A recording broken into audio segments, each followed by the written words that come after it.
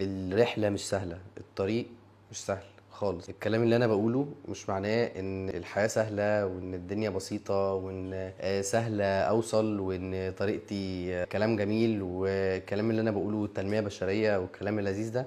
لا خالص والله العظيم. كل الفكرة ان انا خدت قرار ان انا ابقى عايش مبسوط ومستريح مهما حصل، مهما كان في ايه بيحصل. وده مخليني مستريح وانا في مشاكل، وانا لا قدر الله بعمل حادثه بالعربيه، وانا بكسب، وانا بتخانق، وانا بعمل اي حاجه. الفكره انك تسلم، ما تبقاش مركز في اللي بيضايقك، ما تركز في المشكله، فكر في الحل، ما تدورش على الخناقه، ما تدورش على العقده. ارجع خطوه لورا، فكر بشكل اكبر وما تضايقش نفسك. طول ما انت مركز ان انت متضايق، ان انا عندي مشكله، ان ده ملوش حل، ان ده صعب، ان ده متعب، ان ده بيضايق، هتفضل الحاجه بالنسبه لك كده. لان في اللاوعي هتفضل دي الكلمات اللي بتتعبك واللي بتعمل لك مشكله. ارجع خطوه لورا وغير كل كلامك السلبي لكلام ايجابي. وانت في المشكله وانت في الخناقه حاول تسيطر على اعصابك. مفيش حاجه في الدنيا بني ادم قدر يعملها